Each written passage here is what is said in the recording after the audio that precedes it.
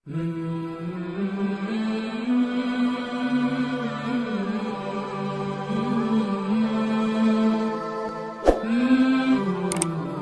علیکم ورحمۃ اللہ وبرکاتہ۔ میرے پیارے دوست ماں اور بہن، امید ہے کہ آپ سب خیریت سے ہوں گے۔ اللہ تعالیٰ آپ لوگوں کو ایسے ہی خوش رکھے۔ میں آپ کے لیے ایک بہت ہی اہم موقع پہ حاضر ہوا۔ جیسا کہ آپ سب کو معلوم ہے، شعبان المعظم کا مبارک مہینہ اب اختتام یعنی ختم ہونے کو ہے۔ اب اس کے بعد جو مبارک مہینہ شروع ہونے والا ہے، ماہ رمضان، جو بہت ہی مبارک مہینہ ہے، جس کے تعلق سے اللہ رب العزت قرآن مقدس میں بے شمار مقامات میں فرمایا ہے۔ رمضان المبارک کی فضیلت کے تعلق سے، اس کے روزے کی اہمیت کے تعلق سے، اس کے روزے کے تعلق سے، اس کے روزے رکھنے سے کیا ہوتے ہیں، کیا فائد ہیں، دنیاوی اعتبار سے بھی روزے کی فائد ہیں اور اخروی اعتبار سے بھی، جیسا کہ آپ سب کو معلوم ہے کہ روزے رکھنے سے کیا فائدے ملتے ہیں۔ انشاءاللہ اس کے تعلق سے رمضان المبارک کے روزے کی اہمیت آئندہ کی ویڈیو میں بتائی جائے گی، لیکن آج میں آپ کے لیے اس لیے حاضر ہوا کہ رمضان المبارک کی جو مہینہ آنے والی ہے، جو گھڑی آنے والی ہے، اس کے لیے ہم کمر بستہ ہو جائیں، اس کے لیے ہم مکمل طور سے تیاری کر لیں۔ لیکن اس کے لیے اس ذات گرامی، اس ذات نے جو ہمیں یہ لمحہ بخشا، جس کے ذریعے ہمیں یہ دین ملا، وہ ذات اقدس اللہ تبارک و تعالیٰ کی ذات، جس کے ذریعے ہمیں اس ماہ مبارک نصیب ہوا، اس کی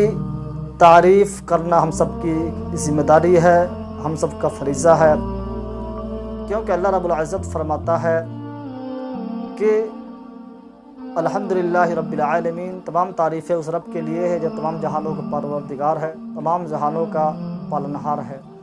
اس لیے میں بھی اس ماہ رمضان کا مبارک مہینہ جو شروع ہونے والا ہے، اس سے پہلے آپ تمام دوستوں سے گزارش کروں گا کہ آپ تمام حضرات اس مبارک گھڑی کے لیے، اس مبارک مہینے کے لیے کمر بستہ ہو جائیں، مکمل طور سے تیاری کر لیں۔ اس گھڑی میں ہمیں ایک ایک لمحہ اللہ رب العزت کا جو احکام ہے اس کو ادا کرنے میں، گناہوں سے مغفرت کرنے میں لگانا ہے۔ میرے عزیز دوست، اللہ تبارک و تعالیٰ کی تعریف کے تعلق سے میں چند اشعار پیش کرنا چاہتا ہوں۔ گردش میں کہا اس کے مقدر کا ستارہ، ہو جس کو میسر تیری رحمت کا سہارا، تو تنہا ہے، اکیلا ہے، یکتا ہے، احد ہے، غیرت تیری کرتی نہیں شرکت کو گوارا، حق یہ ہے کہ تجھ بن کوئی معبود نہیں، حق یہ ہے کہ تجھ بن کوئی معبود نہیں، ہے تیرے سوا کون مددگار ہمارا، یہ بندہ تیری توصیف و ثنا کرتا ہے، یہ بندہ تیری توصیف و ثنا کرتا ہے، میرا ہر سانس تیرا شکر ادا کرتا ہے۔ اے اللہ تیرے آگے جھکتی ہوئی پیشانی سے، اے اللہ تیرے آگے جھکتی ہوئی پیشانی سے، میری ہر بات کا آغاز ہوا کرتا ہے، تو رزق پہنچاتا ہے پتھروں میں چھپے کیڑوں کو، تو رزق پہنچاتا ہے پتھروں میں چھپے کیڑوں کو، تو سوکھی ہوئی شاخوں کو ہرا کرتا ہے، بڑا نادان ہے تجھے دور سمجھنے والا، یعنی ہم انسان اللہ رب العزت کو بہت دور سمجھتے ہیں،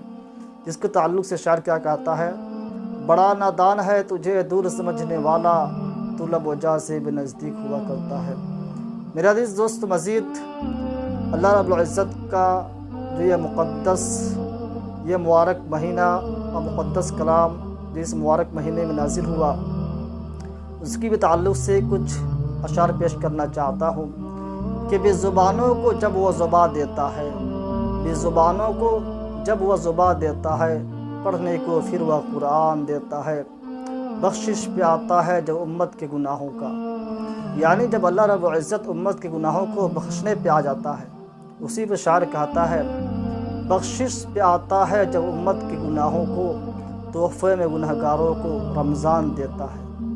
یعنی ہم گنہگار کو اللہ رب العزت نے یہ مبارک مہینہ رمضان اس لیے دیا کہ ہم اس مبارک مہینے میں اپنے گناہوں کو معافی تلافی کرا کے نیکیاں کریں۔ ایک نیکی کریں گے تو اس مبارک مہینے میں ہمیں 1 کا 70 ملے گا،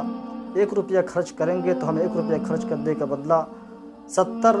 روپیہ خرچ کرنے کا اجر ملے گا۔ اللہ رب العزت سے دعا ہے کہ اللہ تبارک و تعالی ہمیں آنے والا مبارک مہینہ ماہ رمضان کو صحیح صرف کرنے کا، خرچ کرنے کا توفیق عطا فرمائے۔ وآخر دعوانا الحمدللہ رب العالمین۔